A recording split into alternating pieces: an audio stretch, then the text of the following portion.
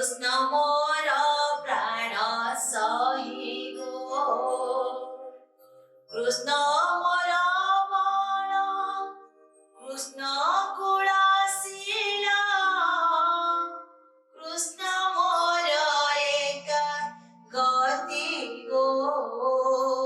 जय श्री कृष्ण राधे राधे। माधव कथामृत परिवार मोर समस्त गुरुजन मान को आगम प्रणाम सहित इंग्रजी नववर्षर अभिवादन शुभेच्छा एवं अनेक अनेक भल पाइबा सहित मोर समस्त बंधु मान स्वागत करुच्ची अति आपणार प्रिय कार्यक्रम आपणकर कन्हई कथा। मो कन्हई जीवन एक पृष्ठाची उन्मोचन करी आपण पाखरे बाढ़ाक जाऊँगी निश्चय आपण मन को छुईब। दिने देवर्षि नारद पहुंचुचंती देवराज इंद्रंकर राजसभा। अत्यंत खुशी थिले। देवराज इंद्र पचारिले देवर्षि एते आनंदर कारण मुझे बुझी तो पारुनी। देवर्षि कहले आज मर्तपुरी को भ्रमण जाइथिली आउ मो प्रभुंकर एक अपरूप रूप मो अनुभव करे दृश्य देखि आसिली जहा मो पे अनेक खुशी देइछि। देवराज इंद्र कहले से खुशी मु जानती कि देवर्षि कहले प्रभुंकर से बाल्यलीला को आज अवलोकन करि आसी। देवराज मन दुख कले कहले ए सौभाग्य मो ପାଇଁ के दियंतनी। देवर्षि कहले मन रहिला मोर निश्चय तुमको से दृश्य को अवलोकन कराइबी। फेरी आसी देवर्षि नारद से प्रभुंक निकट द्वारकाधीश देवी रुक्मणी सहित खेलु थांती पसा खेल। मझिरे मझिरे कृष्णचंद्र केईवाटे चली जाऊ थांती जे तार सुखाखी भी खोजी पाऊ नांती। देवी रुक्मणी पचारिले प्रभु आपण बेले बेले एते अन्यमनस्क काहे हे जांती प्रभु केईवाटे चली जांती आपण खेलिबे को सब बेले तो अवसाद भितरे हसी देले प्रभु ना सेमिति किछि नाही देवी। किंतु देवी हरि बसिले कहले सेई कोहकिनी राधा एबे भी प्रभु आपण को मन भितरे घर करे बसिछि सेठी आपण रहि जायछन्ती जे आज भी मते आपणाई पारि नांती आउ से दुख आपण मते भेनौचन्ती। प्रभु कहले देवी सेमिति कहंतुनी सब दुखर कारण जे मो राधा सेमिति कहले मते बेसी कष्ट लागिबो। ललिता विशाखा सहित से मधुबन एकांतरे मोर प्राणप्रिय राधिका जे भल पाइबा बांटती ताहा ए अष्ट पाट वंश भितरे कण केबे खोजी पाई परबी ना मो जसमती मार छाट आ मो नंद बाबार जो आकट ता कोणी रे राजभवन केबे खोजी पाई परबी देवी। एदिके कहू कहू कृष्णचंद्र का आखिरो धारा धारा लो बही जाउथाय। से लुह को देखि एसे जळे गले रुक्मणी से कोहकिनी राधिका मोठो आपण को अलगा करिछि ना ए कथा कहि कांदी पकाइले रुक्मणी। अभिमान रे अनेक किछि कथा कहि चाले गले कृष्णचंद्र को। लुह आ हस भितरे कृष्णचंद्र पारस ठांती देवी रुक्मणी को। एई अवसर रे देवर्षि नारद आसी पहुंचि से अपरूप दृश्य निकट रे। की कथा आज अष्टपाटौनिक महिषीकर आखिरे लुह कौन है प्रभु। प्रभु कहले ना ना सेमिति किछि नाही जे। पुणी देवर्षि कहले हाँ प्रभु मो तो घर छाड़ा आउ बाबाजी लोक काहेकि बा आपणक पारिवारिक कथा भितर मते आपण पुरेबे से भाई कहू नांती ना। ठीक अछि परम सौभाग्य आपण दुई जन को दर्शन करबा सौभाग्य पाइले। संगे संगे प्रभु धड़पड़े उठिले आउ देवी रुक्मणी को कहले सुनाझरी रे पानी जल आण। प्रभुकर निर्देश रे संगे संगे सुनाझरी जल आणी रुक्मणी देवी पहुंची जाते जेतेबेले प्रभु कृष्णचंद्र देवर्षि नारदकर पाद धोई देबाको जाते नारद कहले प्रभु क्षमा करिवे आपनका शरीर अपवित्र। चमकी पड़िले देवी रुक्मणी सहित प्रभु। देवर्षि किछि बुझि परिले तुम कथा जे मो अपवित्र केमति हेले देवर्षि। देवर्षि उत्तर देले जेतेबेले मामू कंस डाकिथिले धनुଯାତ୍ରା को केते पुतना को केते केते राक्षस को मारिचंदी आपण आउ से दुष्कर्म आपनकर जायछि प्रभु। ମା ଦେବକୀ ସେ ମଧ୍ୟ କହିଥିଲେ ଯେ ଆପଣଙ୍କର ଶୁଭ ମାନସୀ ଗୋରୁ ଦାନ କରିବା ପାଇଁ ମା ମଧ୍ୟ ଦେଇନାହାନ୍ତି। ସେଥିପାଇଁ ସେ ଦୋଷ ଆଜି ବି ଲାଗି ରହିଛି ପ୍ରଭୁ। ତେଣୁ ଆପଣଙ୍କ ମତେ କ୍ଷମା କରିଦେବେ। ଆପଣଙ୍କ ଜଳ ଆପଣଙ୍କର ସାନିଧ୍ୟ ମୁଁ ନେଇପାରୁନି। ହସିଦେଲେ ପ୍ରଭୁ। ନା ଦେବଶ୍ରୀ, ସେମିତି କୁହନ୍ତୁନି। ଆପଣ ମୋର ବହୁତ ବଡ କାମଟିଏ କରିସାରିଛନ୍ତି। ଭୁଲି ଯାଇଛନ୍ତି ବି ମୋ ମା। ଠିକ ଅଛି, ତେବେ ଏହାର ପ୍ରତିକାର କଣ କୁହନ୍ତୁ ନା। ହସିଦେଲେ ଦେବଶ୍ରୀ। କହିଲେ ଏହାର ପ୍ରତିକାର ପ୍ରଭୁ, ଯଜ୍ଞଟି ଆୟୋଜନ କରାଯିବ ତାପରେ ପ୍ରଭାସ କ୍ଷେତ୍ରରେ ଯମୁନା କୂଳରେ 33 କୋଟି ଦେବତା, 7 ଋଷି ଆଉ କିନ୍ନର ସମସ୍ତ ଦେବ ଦାନବ ତ୍ରିପୁର ବାସୀଙ୍କୁ ଆପଣ ସ୍ୱାଗତ କରିବେ, ଗୋଦାନ କରିବେ, ଯଜ୍ଞଟିଏ କରିବେ। ତାପରେ ଆପଣ ଶୁଦ୍ଧ ହେଇଯିବେ। ହସିଦେଲେ ଦେବର୍ଷି। ଆଉ ଯେତେବେଳେ ପ୍ରତ୍ୟାବର୍ତ୍ତନ କରନ୍ତି ସେତେବେଳେ ପ୍ରଭୁ କହିଲେ, ନା ନା ଦେବର୍ଷି, ଏତେ ବଡ ପୁଣ୍ୟ କାମର ଯେତେବେଳେ ଆୟୋଜନ ହୋଇସାରିଛି କିଛି ଦାୟିତ୍ୱ ମୁଁ ତୁମକୁ ଦେବାକୁ ଚାହୁଁଛି। ଠିକ ଅଛି ପ୍ରଭୁ, କୁହନ୍ତୁ ନା। ଦେବର୍ଷି ପଚାରିଲେ। ପ୍ରଭୁ କହିଲେ, ଏଇ ଯୋଉ ନିମନ୍ତ୍ରଣ ପତ୍ର ଧରି ଆପଣ ନିମନ୍ତ୍ରଣ ବାଣ୍ଟିବେ ଯଜ୍ଞକୁ। ଆଉ ମୋ ମା ଯଶୋମତୀ ମୋ ବାବାଙ୍କୁ ବହୁତ ଶୁଭେଚ୍ଛା ଜଣାଇବେ। ଆଉ ତାଙ୍କର ଦେହ ପା ବୁଝି ଆସିବେ। ଆଉ ଗୋପ ଗୋପାଳୁଣୀ ସମସ୍ତଙ୍କୁ ନେଇ ମଧୁମଙ୍ଗଳ ସୁଦାମ ସମସ୍ତଙ୍କୁ ଧରି ନିଶ୍ଚିତ ଭାବରେ ଯେମିତି ମୋ ମା ଆସି ପହଞ୍ଚିବେ ମୋ ଯଜ୍ଞରେ। ନାରଦ କହିଲେ, ଏ କଥା କଣ ମୁଁ ଭୁଲ କରିବି ପ୍ରଭୁ? ଏଇ ଅବସରରେ ଆସି ପହଞ୍ଚିଛନ୍ତି ମା ଦେବକୀ। ରାଗରେ ଜଳି ଯାଇଛନ୍ତି। ନା, ଏସବୁକୁ ମୁଁ କେବେ ଗ୍ରହଣ କରିପାରିବିନି କାହ୍ନା। ଯେତେବେଳେ ମୋ ମା ରୂପରେ ତମ ପାଖରେ ଆସି ପହଞ୍ଚି ସାରିଛି, ସେ ଗୌରଣୀ ଯଶୋମତୀ, ସେ ନନ୍ଦରାଜା ଆଉ ସେ ଗୋପ ବୃନ୍ଦାବନର କେହି ବି ଯଜ୍ଞକୁ ଆସିଲେ ମତେ ବହୁତ କଷ୍ଟ ହବ। କେହି ଜଣେ ବି ଆସିବେନି। ନାରଦଙ୍କୁ ନିର୍ଦ୍ଦେଶ ଦିଅ, ସେ ନିମନ୍ତ୍ରଣ ପତ୍ର କେବେ ବି ଦେବେନି। ମନ ଦୁଃଖରେ କାନ୍ଦି ପକାଇଲେ କହ୍ନେଇ। ଏଇ ସମୟରେ କଣ କରିବେ କିଛି ଚିନ୍ତା ବି କରିପାରୁନଥାନ୍ତି। ପହଞ୍ଚିଛନ୍ତି ଭାଇ ବଳଭଦ୍ର। ବଳଦେବଙ୍କୁ ଅନୁରୋଧ କଲେ, ସେ ବି ପ୍ରତ୍ୟାଖ୍ୟାନ କଲେ। ମାଙ୍କ କଥାକୁ କାଟି ପାରିବେନି ବୋଲି କହିଲେ। ଅନୁରୋଧ କଲେ ପିତା ମଧ୍ୟ କହିଲେ। ବସୁଦେବ କହିଲେ, ଦେଖ ଯାହା ମା କହିଛନ୍ତି ସେ ମତରେ ମୁଁ ମଧ୍ୟ ସହମତି ଦେଉଛି। ସେଇ ନନ୍ଦ ଆଉ ଯଶୋଦା ଆଉ ଗୋପ ଗୋପାଳୁଣୀ ମାନେ କେହି ଜଣେ ବି ଏଇ ଯଜ୍ଞକୁ ଆସିବେନି। କିଛି କହିଲେନି, ନୀରବ କଲେ କହ୍ନେଇ। ହେଲେ ହୃଦୟ ଭିତରେ ତାଙ୍କର ଯୋଉ ଦୁଃଖ, ତାଙ୍କର ଯୋଉ କଷ୍ଟ, ସେ ଅପ୍ରକାଶ ଥିଲା।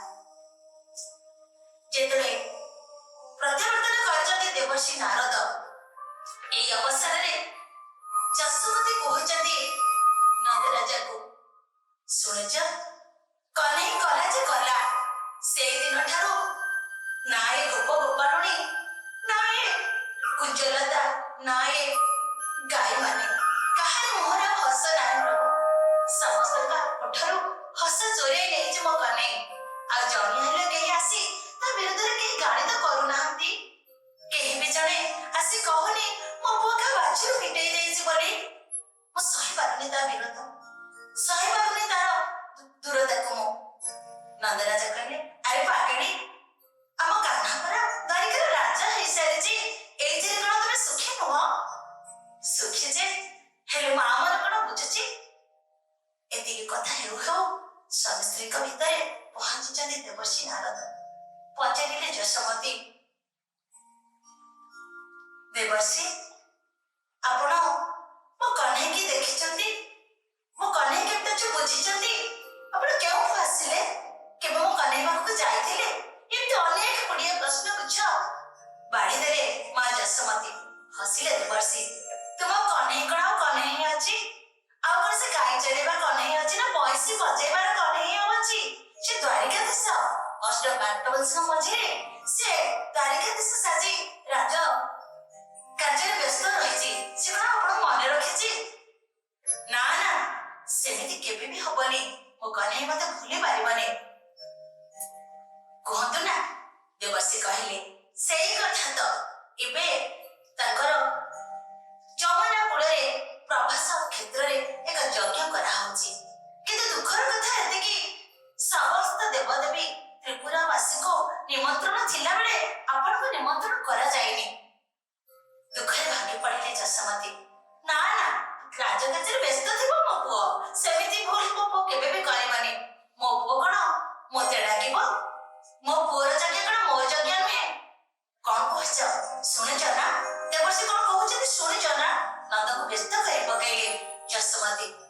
ଶୁଣ, ପୁଅ ମୋର କାର୍ଯ୍ୟବ୍ୟସ୍ତରେ ରହିଛି, କିନ୍ତୁ ଆମେ ତ ବାପା ମା ହିସାବରେ ନିଜ ଇଚ୍ଛାରେ ପହଞ୍ଚିଯିବା ଦରକାର ନା। ନନ୍ଦ ଉତ୍ତର ଦେଇପାରିଲେନି। ସଙ୍ଗେ ସଙ୍ଗେ ପ୍ରସ୍ତୁତି କଲେ ଗୋପାଳୁଣୀ ମାନଙ୍କୁ। ଯେତେବେଳେ ସେ ପ୍ରାଣପ୍ରିୟା ରାଧିକାଙ୍କ ପାଖରେ ଯାଇ ଏ ସମ୍ବାଦଟି ପହଞ୍ଚିଛି ଯେ କୃଷ୍ଣଚନ୍ଦ୍ର ପ୍ରଭାସ କ୍ଷେତ୍ରରେ ଯଜ୍ଞ କରୁଛନ୍ତି, ସେ ମଧ୍ୟ ସବୁ ଅଭିମାନ ସବୁ ଦୁଃଖକୁ ପୋଛି ଦେଇ ସଜେଇ ବସିଛନ୍ତି ଯିବା ପାଇଁ ସେ ଦ୍ୱାରକାଧୀଶଙ୍କର ଯଜ୍ଞର ପୂର୍ଣ୍ଣାହୁତିରେ ଭାଗ ନେବା ପାଇଁ। ସମସ୍ତେ ଯାଇ ପହଞ୍ଚିଛନ୍ତି ଯମୁନା କୂଳର ପ୍ରଭାସ କ୍ଷେତ୍ରରେ। ଭାର ଭାର ଦହି, ଲହୁଣୀ, କ୍ଷୀର ଆଉ ନନ୍ଦ ଯଶୋମତୀଙ୍କ ମଝିରେ ଚାଲିଥାନ୍ତି ରାଧାରାଣୀ। ସମସ୍ତଙ୍କ ଆଖିରେ ସେଇ ଗୋଟିଏ ଇଚ୍ଛା, ଗୋଟିଏ ଆଶା, ଗୋଟିଏ ପରିକଳ୍ପନା ଥାଏ, କେମିତି ଅଛନ୍ତି ତାଙ୍କ କହ୍ନେଇ। ଯେତେବେଳେ ପହଞ୍ଚି ଯାଇଛନ୍ତି ପ୍ରଭାସ କ୍ଷେତ୍ରରେ, ସେଇ ରାଜକୀୟ ଢଙ୍ଗରେ ଆସି କଟୁଆଳ ମାନେ ଅନେକ କିଛି ଗାଳି କରିଛନ୍ତି, ଅନେକ ଭର୍ତ୍ସନା କରିଛନ୍ତି। ମା ବୋଲି ଯେତେବେଳେ ପରିଚୟ ଦେଇଛନ୍ତି ଦେବୀ ଯଶୋମତୀ, ଅନେକ ଧିକ୍କାର କରିଛନ୍ତି ସେମାନେ। ମା ତ ଦେବକୀ, ମା ତ ବସୁଦେବ, ଆପଣ କିଏ? ଆପଣଙ୍କୁ ଆମେ ଚିହ୍ନୁନା, ଆପଣଙ୍କୁ ଆମେ ଜାଣୁନା। ଆମ ରାଜା ଆପଣଙ୍କ କହ୍ନେଇ ହେଇପାରେ, ଆପଣଙ୍କ ମୁଣ୍ଡ ଖରାପ ହେଇଯାଇଛି, ମତିଭ୍ରମ ହଉଛି ବୋଧହୁଏ, ସେପାଇଁ ଆପଣ ଏମିତି କହୁଛନ୍ତି। ବହୁତ ଅନୁନୟ ବିନୟ କଲା ପରେ ରାଧାରାଣୀ କହିଲେ, ଯା ପଚାରେ ତୁମ କହ୍ନେଇକୁ, ତୁମ ପ୍ରାଣପ୍ରିୟ ରାଧିକା ଆସିଛନ୍ତି। ତାଙ୍କୁ ମଧ୍ୟ ଛାଡ଼ିନାହାନ୍ତି, ଅନେକ ଧିକ୍କାର କରିଛନ୍ତି ସେ କଟୁଆଳ ମାନେ, ସେ ରାଜ ପରିଷଦ ମାନେ। ତୁମେ କହୁକିରି ରାଧିକା ନା? ଆମ କୃଷ୍ଣଚନ୍ଦ୍ରଙ୍କୁ, ଆମ ଦ୍ୱାରିକାଧୀଶଙ୍କୁ ତୁମେ କୁହୁକ ଭିତରେ ବାନ୍ଧି ରଖିଥିଲ ନା? ଠିକ କହୁଥିଲେ ଅଷ୍ଟମ ରାଣୀ ମାନେ। ଠିକ ଅଛି, ଯଦି ଆପଣ ମାନେ ଏତେ ଅନୁରୋଧ କରୁଛନ୍ତି, ଯାଇ ଆମେ ପ୍ରଥମେ ରାଜାଙ୍କୁ କହିବୁ। ଯେତେବେଳେ ବସୁଦେବଙ୍କ କାନରେ ଏତିକି କଥା ପଡିଯାଇଛି, ନନ୍ଦ, ଯଶୋଦା, ରାଧା ଆଉ ଗୋପାଳୁଣୀ ମାନେ ଆସି ପହଞ୍ଚି ସାରିଛନ୍ତି, ଭୟଙ୍କର ଭାବରେ ରାଗିଗଲେ। ତେଣେ କୃଷ୍ଣଚନ୍ଦ୍ର ଅତି ବ୍ୟସ୍ତ ବିବ୍ରତ ହେଇ ପଡୁଛନ୍ତି। କୋଉଠି ନା କୋଉଠି ତାଙ୍କ ଭିତରେ ଏତେ ଆଲୋଡ଼ନ ସୃଷ୍ଟି ହଉଥାଏ, ତା ସେ ନିଜେ ବି ଜାଣିପାରୁନଥାନ୍ତି। ଦ୍ୱାରଦେଶରେ କଟୁଆଳ ମାନେ ଯେତେବେଳେ ଏମାନେ କଥା ନ ମାନେ ତାଙ୍କୁ ଆଉ ଧୈର୍ଯ୍ୟ ସହିତ ସମ୍ଭାଳି ନ ପାରି ଆଗକୁ ମାଡ଼ି ଚାଲିଲେ। ଖୁବ୍ ପିଟିଲେ, ଖୁବ୍ ବାଡେଇଲେ, ଚିତ୍କାର କରୁଥାନ୍ତି ନନ୍ଦ, ଗୋପାଳୁଣୀ ମାନେ ସମସ୍ତେ। ଯେତେବେଳେ ଅତ୍ୟଧିକ କଷ୍ଟ ଦେଲେ, ଅତ୍ୟଧିକ ମାଡ଼ ବସେଇଲେ, ସେତେବେଳେ ପ୍ରଭୁ ସହିପାରିଲେନି, ଯଜ୍ଞକ୍ଷେତ୍ରରୁ ନିଜେ ଉଠି ଆସିଲେ। କ୍ଷମା କରିଦିଅ ବାପା ମତେ, କ୍ଷମା କରିଦିଅ ମା ମତେ। ମୋର ପତିତ ପାବନ ନାଁ, ପତିତ ଉଦ୍ଧାରଣର ନାଁରେ ମୁଁ କଳଙ୍କ ଲଗେଇ ପାରିବିନି ମା। ମୋ ଭକ୍ତଙ୍କର ଦୁଃଖକୁ ମୁଁ ସହିପାରିବିନି ନିଜର କଷ୍ଟକୁ। ସେ ସମୟରେ ପୁଣି ତାଙ୍କୁ ରୁକ୍ମିଣୀ ପୁଣି ବସେଇଛନ୍ତି। ବସେଇବା ସମୟରେ ଦେବକୀ ଆସିଛନ୍ତି ଯଶୋମତୀଙ୍କ ପାଖକୁ। ଯେ ତମର କୋଉ ଅଧିକାର ଅଛି ତମେ ତାକୁ ପୁଅ ବୋଲି କହୁଛ? ଯଦି ପ୍ରକୃତରେ ତୁମେ ମା ହେଇଥାନ୍ତ, ମୋ ପୁଅ ଗଳାରେ କାଞ୍ଚ ମୁଣ୍ଡି ଲଗେଇଥାନ୍ତ, ଅଣ୍ଡାରେ ଘୁଙ୍ଗୁଡି ଲଗେଇଥାନ୍ତ, ବନ ଫୁଲମାଳରେ ମୋ କହ୍ନେଇକି ସଜେଇଥାନ୍ତ, ପୁଣି ଗାଈ ଚରିବାକୁ ପଠେଇଥାନ୍ତ। ତମେ କି ମା ହେଇଛ? ତମେ ମାର ପରିଚୟ ଦେଇ ନିଜକୁ କେତେ ଛୋଟ କାହିଁ କରୁଛ? ଦୟାକରି ତମେ ଫେରିଯାଅ। ମୋ କହ୍ନେଇର ଶୁଭ କାର୍ଯ୍ୟରେ ତୁମେ ଆଉ ବ୍ୟାଧ ସୃଷ୍ଟି କର ନାହିଁ। ଏହି ସମୟରେ ଯଶୋମତୀ ବହୁତ କାନ୍ଦିଛନ୍ତି। ତୁମେ ବୁଝିପାରିବନି ଦେବକୀ, ମୋ ପୁଅ ଏଡେ ସୁନ୍ଦର ଥିଲା ଯେ ଡାହାଣୀ ମାନଙ୍କର ଲକ୍ଷଣ ସବୁବେଳେ ତାପରେ ଦୃଷ୍ଟି ପଡୁଥିଲା। ସେ ପାଇଁ ଡାହାଣୀର ଦୃଷ୍ଟି ନ ପଡିବା ପାଇଁ ମୋ ପୁଅକୁ ମୁଁ ଏମିତି ସଜେଇଥାଏ ବନଫୁଲ ମାଳରେ। ମୋ ପୁଅ ଅନ୍ଧାର ଦେଖିଲେ ଚମକି ପଡେ। ଏମିତିରେ ଗୌଡ଼ ଘର ପୁଅ ମୋର, ଗାଈ ଚରେଇବାର କଣ କିଛି ଦୋଷ ଅଛି? ଏମିତି ଦୁଇ ଜଣଙ୍କ ଭିତରେ ତ ତର୍କ ଆରମ୍ଭ ହୋଇସାରିଛି। ଏହି ଅବସରରେ ପହଞ୍ଚି ଯାଇଛନ୍ତି ଦେବର୍ଷି ନାରଦ। କହୁଛନ୍ତି, ଆରେ ଦେଖିବ ଆଶ୍ଚର୍ଯ୍ୟର କଥା, ଦୁଇ ମାଙ୍କ ଭିତରେ ଏତେ ଶୁଭ କାର୍ଯ୍ୟ ଭିତରେ ଦୁଇ ମାଙ୍କ ଭିତରେ ଏତେ ତର୍କ ଯେ? ଦେବକୀ ପଚାରିଛନ୍ତି, ଦେଖନ୍ତୁ ଦେବର୍ଷି, କି ଅଯୁକ୍ତିକର କଥା କହି ମୋ ପୁଅର ଶୁଭ କାର୍ଯ୍ୟ ମାନେ ବ୍ୟାଘାତ ସୃଷ୍ଟି କରିଛନ୍ତି। ଦେବର୍ଷି ନାରଦ କହିଲେ, ଏବେ ଆପଣମାନଙ୍କୁ ନିଷ୍ପତ୍ତି ନେବାକୁ ପଡିବ ଯେ କହ୍ନେଇ ପ୍ରକୃତରେ କାହାର ପୁଅ। ଯଦି ଯାହାର